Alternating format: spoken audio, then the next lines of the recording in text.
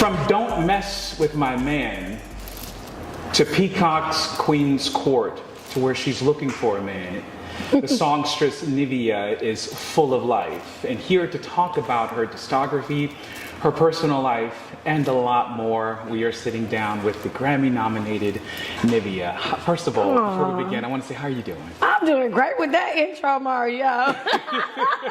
No, thank you. I'm happy to be here. Well, I'm pleased to be here, too. This is, we call this the Jenleeion Circle, right? Okay. And then once you've joined the Jenleeion Circle, you are family, you are friends. I'm in the Jenleeion Circle. In the Jenleeion Circle, absolutely. And one of the things we celebrate here is what obviously there are different variants of what one could consider tragedy to triumph, but we celebrate tragedy to triumph. Absolutely. And I'm personally inspired by you because some may know some of the details, some may not, but you've overcome a lot. You've been through a lot, and you're always so raw and so personal about it. And with that is a lot of inspiration. That's why I was so anxious to speak to you. And then on a personal note, we all have songs that are a part of the soundtrack of our lives, right? That song, Don't Mess With My Man, Danger.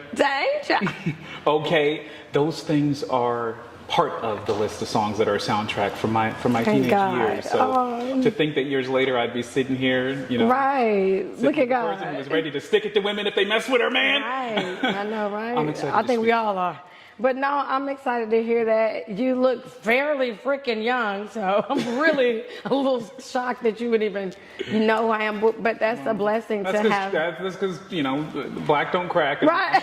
I'm only 5 years younger than you. Oh, wow. Yes, honey, black definitely don't crack then. But yeah, that means a lot. Notice how I kept respect for you and didn't tell your age. I said I'm 35 years younger than you. Journalistically, so I know that means you know my age. That's all good. But yes, that means a lot to me. Thank you. Thank you. But with that, Nivea, let's go all the way back. Okay. Because in the beginning, you didn't want to be a singer. You were very shy. Did not. Can you believe it? Shit. I can't even believe it. No, yes, I was extremely shy. I was very much attached to my mom. I loved to sing, but it was for me. I didn't want to sing for any. I couldn't even sing for my parents. I would like freak out. If anybody overheard me singing, I would just like go crazy, like, ugh. And I still like deal with anxiety, stage fright, I guess you would call it. Child, them nerves get to doing what they do in that stomach. Yeah. But you know, I get through it. But yeah, I don't know. I guess you know, a lot of people use this term loosely, but I really am an introverted extrovert, and I use it as we've seen Beyonce, Nicki Minaj display an alter ego, or like an actress, like it is a part of your persona, but you tap into that when you go into performance mode, and that's what gets me through, honey. Yeah, that actually speaks to me because I'm the same way, where it's like, well, people expect, you know, they see the hoopla that's out front, but have no idea the mechanics internally that are working to make all that happen. You better say mechanics. You know? And then after the show is done, you're exhausted and it's, I want to be by myself and leave me alone. Yeah, it takes a lot of energy. It really does to put yourself on display, first of all, and showcase your talent under that light. It's hard. It's a different type of pressure. So yeah, it can leave you exhausted. Like you give yourself when you are on display like that. You come from a family of singers. Yeah. You were extremely shy. Right. What broke the shyness enough to get you to the point where you were potentially, you recorded a demo of 36 songs? Right. It was a combination of stuff. Okay, so I have two older sisters. I'm the baby. And my oldest sister, she's a good distance, but far from me in age. And she grew up with my mom and dad and my mom's brothers. They had a gospel band in the church.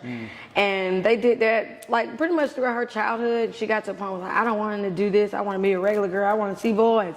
And so one summer I was 14 and my mother was on drugs when we were young, my mother and father, but my mother overcame it. And after we went to live with my grandmother when I was 10, and even though she overcame it and we were living, you know, good, it was just more so still not the lifestyle I wanted. So to become a singer, and if I was lucky enough to succeed, I knew I could take my family out of the poverty we grew up in and this now so kind of still low level of living. Yeah. And I'm like, I don't want to live like this. I met a guy, my manager at the time, my first manager. Mm-hmm.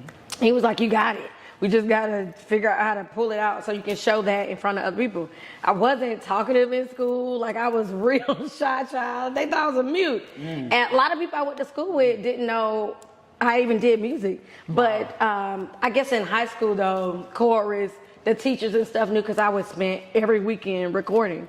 And I spent my 4 years of high school working on just learning to be, because you got to learn how to be a recording artist. Yeah. That's different from just standing right here and singing. Mm-hmm. And a performer, all of that, media training. I did my little, ropes, as they say, paid my dues. And then it basically was training. I had to keep standing in front of my grandma and mama and them crying, turning my back. I just had to So I kept saying, all right, you want to live how you want to live, right? Somebody believe in you. My mama always spoke, I don't even know where this comes from, probably the Bible, but she says the power of two. It only takes you and one other person. You can move mountains. Wow. The power of two. And so Aaliyah was a big inspiration for me because we was kind of around the same age. I was like, oh, maybe I could do it. It showed me, a young girl that I had a similar tone to. I loved Aaliyah. And that was a big inspiration. And I just worked on the child. Yeah. And eventually I got to where I could, in the midst of singing in front of someone, I can hide myself a little bit and become that. That really took a long time. I don't even know how to, I'm thinking about it like, damn. I don't know. I think I just kept that in mind. Yeah. Didn't want to be poor. And somebody told me I had talent enough that I could be successful. And people laughed at us around Atlanta because we didn't have nothing. He was a ninth grade dropout, just an incredible corn artist, but knew a lot about music and taught me so much.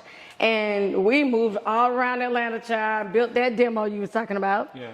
And we went straight to New York. Like, people was like, what is this man walking around here with this little girl trying to get her a record deal? Talking about, it was crazy how it happened. Because what are the freaking odds? Yeah, what are the freaking odds? And it did. Like, my family, we all were like, it worked? Yeah. Like, we couldn't believe it. Yeah. So I knew then at a young age, because I was 18 with my record deal, I still didn't understand purpose. I just thought it matched up with my work. Like, you get the result from doing something.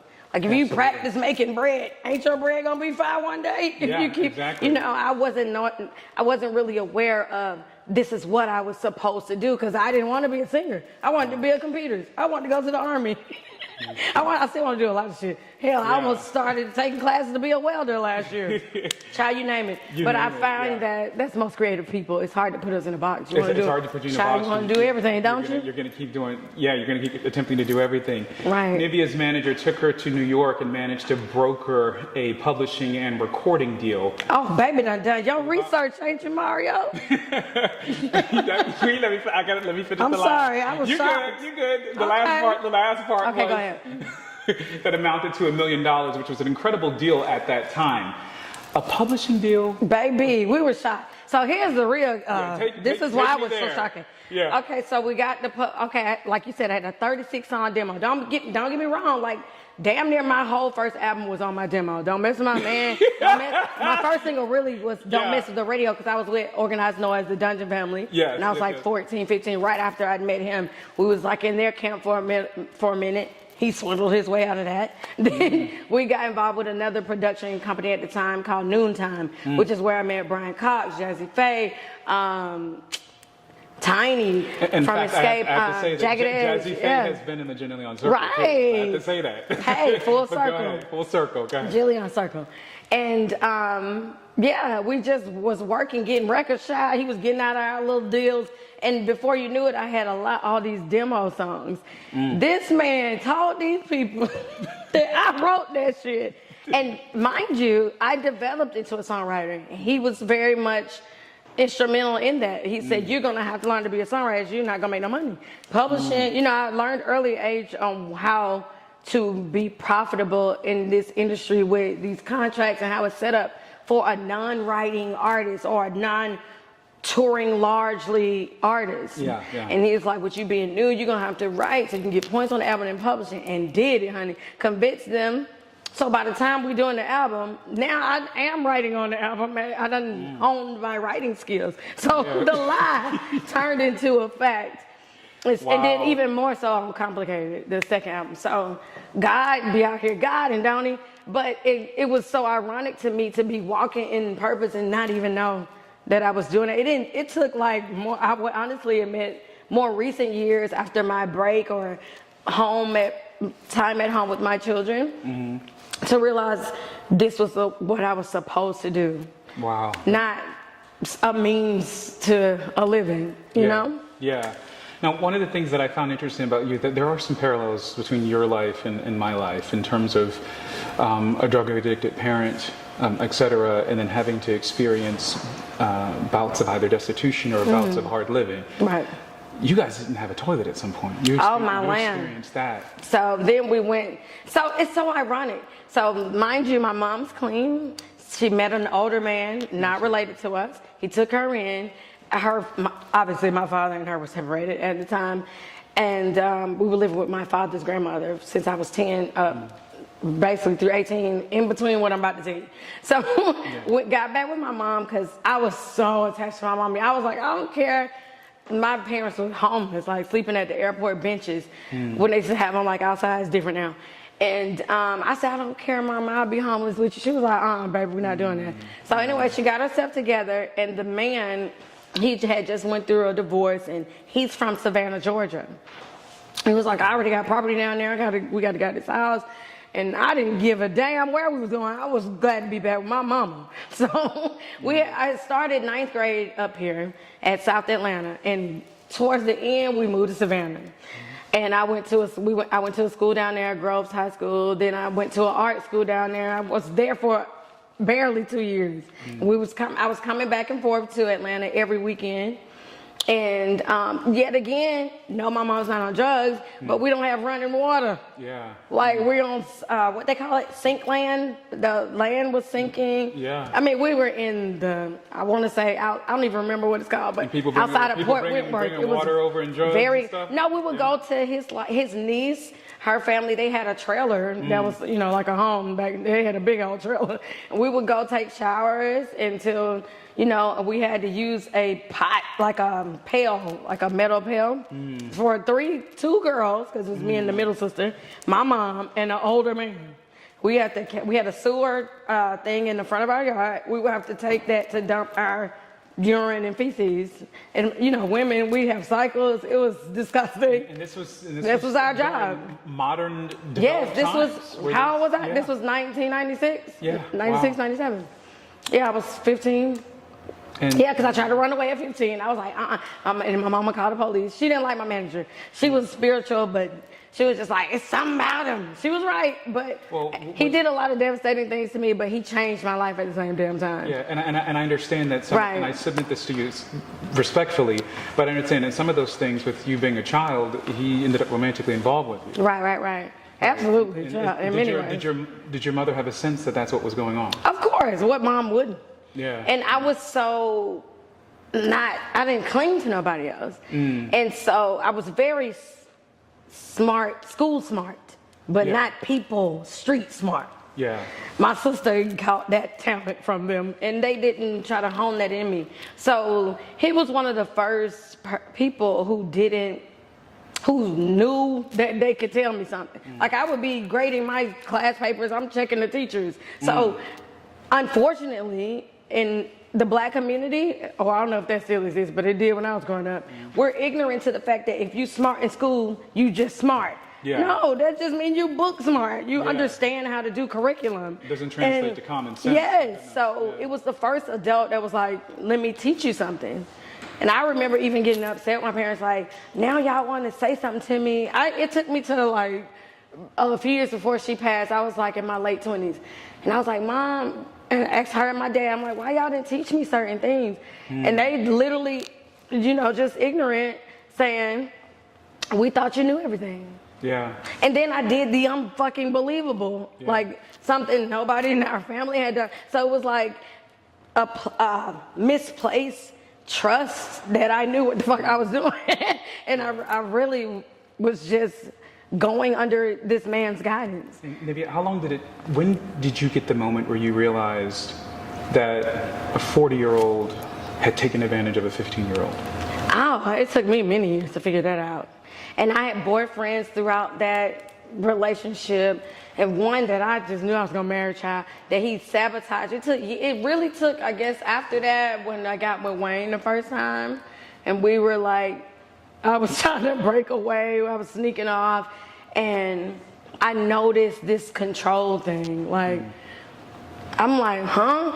It's like, no, this isn't yours, this is ours. And I'm like, what? I didn't understand power of attorney and all that I had done years prior to why he was basically like this overseer of my life. And it was just me and him, so he was Nivea, you know, basically. Yeah. Because I had to learn that later. I had to discover all of that. Yeah. Because with your first record deal came the purchase of 2 houses. Yep. Mm-hmm. Right? You bought away with cars for your mom, yeah. etc. Took care of it, yeah. And separate from that, not just because of his age or what have you, but he ended up being a shiesty person, and mom was right, because she was right. Yeah. As I understood it, he called the record label and asked for $75,000. Right. So back to the whole me falling in love and going through that craziness with him on the sexual side, I guess, and me trying to break away from that and just not feeling. I don't know. I guess I was coming into a woman, and I was like, I don't want to. And the love, my love for him had changed. Like, it's different when you're a little girl. He believed in me. It's easy to be in that space. Yeah. But after me and people my age and having that type of love experience, I don't know. It took me. I'm like, this was kind of wrong, wasn't it? And still being so young, but ready and knowing that something needed to change. But instead of that, I just quit altogether, child. Yeah. I wrote a little letter to the label saying I can't do it no more, whatever. So once I went to New Orleans. I came back to Atlanta and was ready. I felt back inspired, like, okay, girl, it's time to get back on your music, your next album. I called a label, and they had already cut this man a check for $75,000 or $85,000. I can't remember, so long ago, but something like that. And they were like, you didn't get the advance. I'm like, what advance? So that kind of hurt me, because it's betrayal. When you sign a record deal and you do options are, say, for instance, I give you a deal, we do a 4-album deal or a 1 or 2. No, ain't no 1. You're going to do at least 3. 3 to 6, because they used to, I don't know how it is now, want to lock your ass in. Yeah. And you have to feel those obligations. I had a 3 or 4 album deal, I don't remember, $1 million. And per record, say the first one you get $200,000 for that budget. That's to pay for the recording and all that stuff. And so you took 85, bro. That second album probably wasn't no more than 200,000. So I'm like, damn. What am I going to... I'm by myself at this point, no manager or nothing. So I ended up hooking up with this chick who used to be managed by the pedophile manager that I first had years ago when she was younger. So he trained her too, taught her a lot of shit. So he was serious. But we weren't in contact. I haven't seen this man since 2003, by the way. I don't know where he at. I used to pray to God I never seen him, and I never have. I mean, I'm okay now. If I saw him, I wouldn't want to murder him. Thank you. Hey, I had to do a lot of... I used to want to. I had to do a lot of healing and working on myself. But so we started doing Complicated. I was working with these producers, and then I was introduced to Dream, and he had Okay, and they was like, we trying to give it to J-Lo, but me and Dream are both from Atlanta. He was like, this you. And so we did the record. And, I was excited again. Like, stuff was finna start moving. And then they were trying to get him to sell the song. And he was like, I'm giving this to Nivea. And they was like, why you loyal to her? Yeah. He was like, that's my friend. And then so he started getting shunned from the industry. And we was like, damn, what are we going to do? So we did the Okay video. We were supposed to do a video to the remix. And do Complicated was the single that one of my biggest records that have no damn video, that never was officially released as a single. But here we are 20 years later, and people, it's so like my blessings literally are enormous, and sitting right beside some bullshit though, and be like, huh? How you what the irony of life? I mean, I literally have done this my entire life. But the interesting part is that I ask about is Right. from the experience with the manager to the boyfriend that you sought while you were with him to even ending up with who you called your first love, Wayne, so to speak. During that period, did you think what you were experiencing was love between the manager and the first boyfriend you sought, or you knew it wasn't? I don't know. It's funny. I haven't asked myself that question in a long time because it's always changed with the age I'm at, what I've learned about life and people and relationships. And I remember being younger saying, age didn't matter. Like, how do I know? I feel what I feel. Like, if I didn't know we didn't know each other's age, I would still feel the way I felt about him. So for me, it was absolute genuine love and respect. And I can't speak for him because all of that could have been, if I got a child that's like, oh, whatever you say, I can make that whatever. I don't know if that was genuine from him or not. So I can't speak for him, but absolutely, I loved him for real. And even after recognizing what that type of crazy toxic relationship was, I know that even in that, I still loved him. And not just romantically, like this somebody who saw that in me, and nobody else, Not that I give myself credit too, because I chose to say, okay, I want to be a singer, and then I was introduced to him and sung for him. So the combination, as I said, the power of two, that belief in me pushed me to be who I am. So I can't, no matter what terrible things came out of it, look at the great that did, and I choose to focus on that. Like, that terrible stuff ate me up for years. That's personal. I had to work through. That's why I like to share it. It's like, you can't overcome that shit and use the tools out of that fuckery to say, wow, I'm glad that happened to me. Yeah, absolutely. And then it's a tool of inspiration for other people. Oh, well, I hope so. So with that being said, and how bold you are with... everything. Yeah, exactly. So 2 engagements to Wayne. All right. Oh, wow. Marriage and divorce to Dream, and now you're at the point where you've said in front of the world, I want to search for love again. I sure did. Well, two things. Where is your heart with the reconciliation of Wayne and Dream? And then the second piece of that is, what are you looking for? Well, there's no reconciliation. We good. Okay, good. Yes, with Dream and Wayne and I have a great friendship, relationship, co-parenting relationship that, honey, I feel so fortunate. I know way too many women who don't get the support that I get, not just financially. So I'm very grateful for the relationship that we have.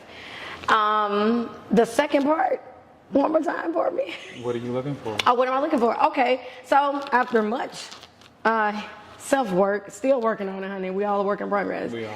I wanted to be intentional. I really value, I've had some horrible ass relationships, haven't we all? But I've also experienced love for real. I was loved back by 2 people and really got to experience that and what it means to have a partner that got your back, ride or die. I had that twice. And I value that. Like, I'm a relationship girl. I really love to be with one person. So I'm what better way? Alphabetize that for me. When you say what it means to be a partner, give me a few examples of what you learned in the context of that. We can go from the beginning, the source. Crackhead parents that was always present, that were our best friends, that nothing I couldn't talk to them about. Like, they still raised us, in essence. It wasn't like, I don't know how they did it, but the other things they poured into me, especially as far as my talent goes, because it's a musical family, and just understanding, helping me be so okay with who I am. Like my mom, at school they call it bullying now. You can't bully me, child. We both kids. What the fuck? I never understand that, but whatever. Getting picked on by certain things would make me laugh because I was going home, my mom would praise it. You so hairy, that's so pretty, girl. I'm telling you, she talk crazy. Y'all think she was like, ooh, girl, you so hairy, that means it's sexy though. Look at your little back. She would make me feel good about it versus at school. They're like, girl, you so hairy, you like them monkey people. Are you a boy? Because I have sideburns, they call me Elvis. And Unibrow called me Bert from Sesame Street, but none of that stuff, it was funny to me. That shit was funny. And you laughed at it, though. I have a weird sense of, I think shit. I love to laugh, child. Honey, you better laugh. Right. Life is full of laughter. I can laugh at something right now outside. But no, I love to laugh. I'm silly. But she made me feel okay with me. Like, she would dress me just like my sister that's 18 months apart from me. And one day I said, Mama, I don't want to dress like Reva no more. And she said, Grip, since then your ass walk out there with that crazy shit on. But you know what? It fits you. You got your own thing. So she made me the color hair, my big, bold personality. I'm comfortable there because at home, it wasn't picked at. It was, what you call it, praise almost. Be yourself, yes, you know. Even if she laughed at it, she'll flip and say, but that's you. I love it. Only you could do that. Be that, do that, you know. And so in the context of having a partner, those things. Right. Wow. So, okay, partner goes back to me loving men. No, but seriously, what it means to me to have a masculine person in my life, meaning protection, a confidant, like it just, you my brother, you my best friend, I really place everything on when I'm in love with somebody, you my everything. I leave me alone with my boo. Like, and I love that somebody I can be all the way well-rounded with. We can do business together, we create together, whatever. We laugh together, cry together, all of it. I want someone like me that can be with me in every lane if we decided to do that. And I place high value on that. Yeah. I've been missing that for a long time in my life, and also had to check myself to see if I'm ready or not over these past few years. And I felt like I'm ready for that. Even though in the midst of that, I was like, ooh, bitch, you got more self-work. Yeah. Which was good, because I don't think if I was starting to desire a companion anymore, it would have took me even longer to do that extra self-work that I'm doing. After three children and 4 years, Dream filed for divorce in 2007, and you're quoted as saying that he was your best friend and it wasn't something that you wanted to do. Absolutely not. How long did it take, and I use the word reconcile in a different context here, that piece of something that you wanted. It's a good ass question. You said he was your best friend. How long did it take you to reconcile your heart with that? It's a really good question. I'm not really certain. I'm so head-on facing type person. I don't even know what you call that, but I face things, I guess, a little more harshly than other people. So I would deliberately go in certain spaces, be in certain places that was he and I would like feel, I would cry, whatever I had to go through to accept that shit is different. It's different. It's not like that no more. And my acceptance of that, I mean, don't get me wrong, we had some rocky years. I believe our kids helped. His other children and marriage outside of us, that helped. Like, I don't know. I think coming into acceptance, I let myself really go through the heartache, forgiving both of us. And that helps you move forward. And it came back to, I got my friend back. So I'm not really sure how long it took, but I do know I can't move on from nobody until I go through it, honey. I can't get into another, I have to go through my, Yeah, absolutely. process. And so I look at, you mentioned earlier that, during that time, the industry was kind of shunning you and shunning Dream. In that process of your relationship, sort of going through this dyadic breakdown is when he became the Dream, right? Was that hard to see? Hell no.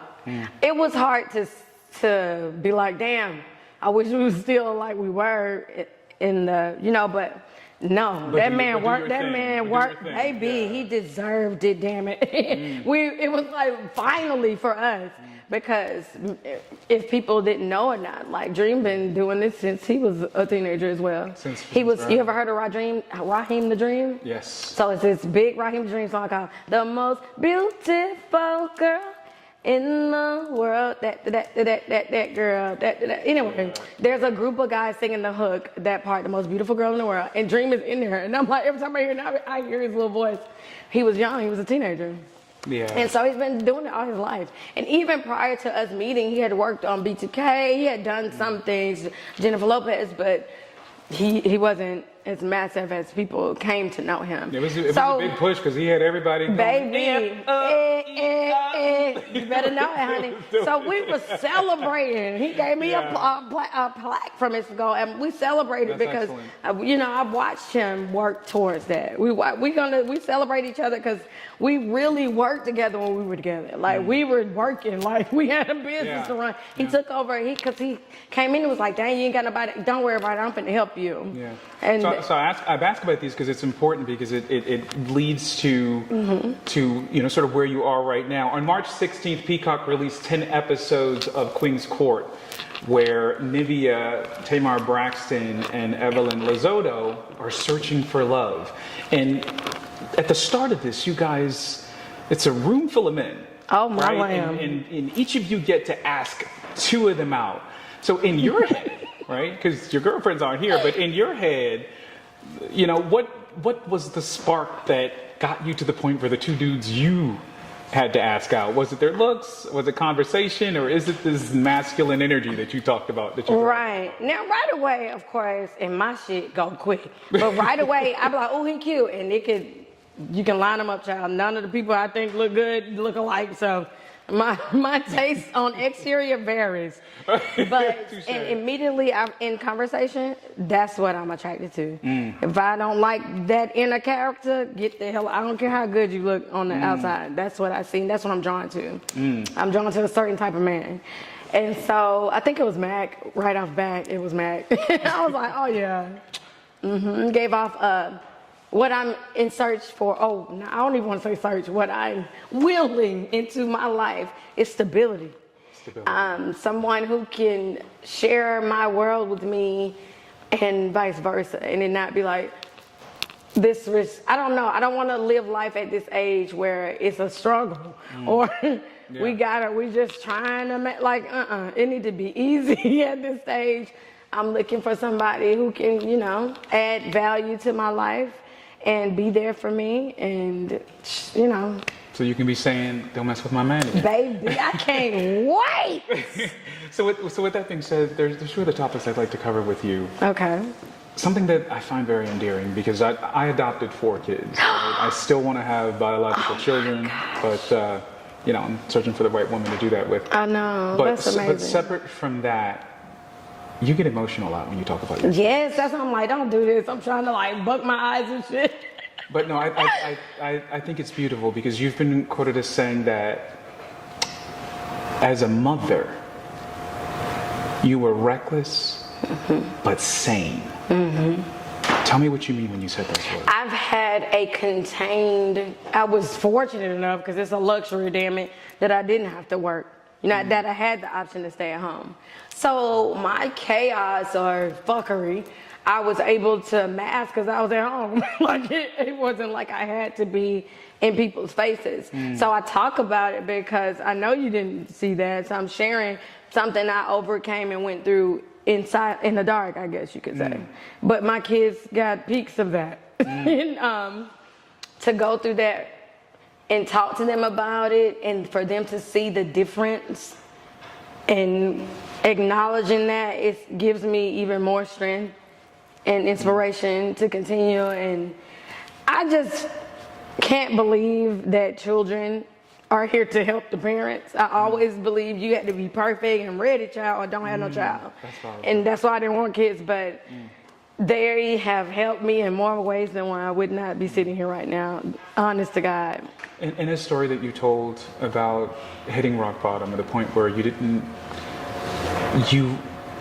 felt like you didn't matter to anyone, and even the fill of the children wasn't there, right? And you hit rock bottom. Right. I just was like, ugh. So, you deal with things like you want to be the savior for your family. And their issues, which you come to learn, unfortunately late for me, your issues are not mine. It's actually not my responsibility. I took that on unnecessarily, put it on my children as well, which was unfair. And we had to work through them forgiving me for that. They helped me out of that cycle of being that way to my family outside of them. It was so deep that like, you Mom, didn't want to what sing are you either. doing? I just didn't want to do anything at a certain point. I was just like, well, damn.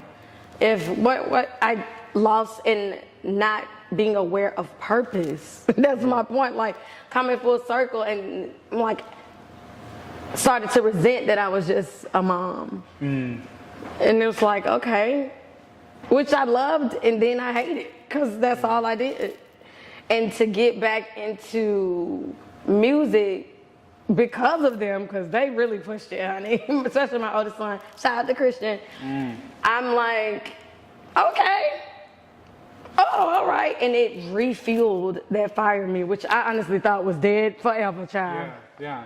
And me trying to figure out how to do that now, working, because they ain't seen that child. They wasn't born when I was out, doing my thing. They don't know that, mommy. They have to see it on the internet. They literally had never seen before, and that was not my life as a mom to them until recent years. And balance has been key as fuck, having to figure out how to navigate that. And I realized that's my only goal in life. Like, purpose for me is gonna be multifaceted. It's not one thing. That's why I was pissed off, because I knew it wasn't just that. But you have to have balance. And you were the mom that was at everything. You didn't miss anything. Yeah. You were. Now I be missing everything. You said they older now. I'm like, oh shit, you should have reminded me this morning. It's funny. I'm tired from yesterday. It's funny. I'll tell you one thing. In the context of adopting, kids that I've adopted, when I would go out of town on gigs with my best friend, and I would pay extra money to get back home because I'm so excited to get back to them, and I said, what's wrong with me? And it's just because you're a new parent, but you'll get over that. I'm over most it. parents I know do the same thing. Most parents I know, they're affected when they can't be there, because we know how much, even if you've been in every damn thing, it's just something about that. You understand what it means when that child looks out and they know that you came, or if they know you're there, it just does something for them. Waiting up for you because they know you're traveling and different things like that. But I never had nobody show up for me for nothing. And I was always winning this academic stuff. But it didn't affect me. I understand everybody's different though. It didn't affect me. I don't know. I guess I wanted to be smart and educational just because I liked it. Not for a good job. I didn't care. Yeah. But I understand what that can do for a child and nurturing them. Yeah, and helping them want to strive for greatness. So I was like, okay, I'll be there for and I wanted to anyway. I'm obsessed with my children, bro. Lastly, you were afraid of reality TV for a while because of how invasive it was, and obviously you first got into it with the Encore show that was on a couple years ago, and then this reality show with the dating piece of it. So now you are sort of bearing personal details of yourself in front of the world. With that being said, who is Nivea? What do you want people to know? Who is Nivea? Well, I will say now it was mainly due to my child. Their mouth is reckless, even more so years ago. But my children were younger too. I didn't want them not to be living through 13 years later. Remember when your mama did this on TV? Because child, I'm somebody, if I feel it, whatever in the moment, and that can be reckless. Yeah. So who am I today? Have that type of indelible effect on your kids. Yeah. So you take everything we just talked about, including, like I said, a work in progress. Yes. I am all of that shit. I am, and I take all of it and I use it, the good, the bad, and the ugly, and because they're all tools. Yeah. And I don't necessarily know when I'm gonna do it. It'll just be like, oh, this is why this happened. Now I know how to. I don't know. But it's all tools. If you look back at your past, that's why I always tell people I don't have regrets. Yeah, you would have did some shit differently, but regret, I wouldn't be me. I wouldn't. I don't want to take no one iota away from. I love her. I love myself, so I wouldn't want to change anything. I think that's beautiful. Well, I do hope that you record more music. Like I am. Like the song Always coming out. Virginia is. You like Virginia? I love Virginia. Virginia is really nice. I fucking love it. Thank you so much. And so was Mirrors, because especially the Mirrors at the beginning of the rock. The little intro.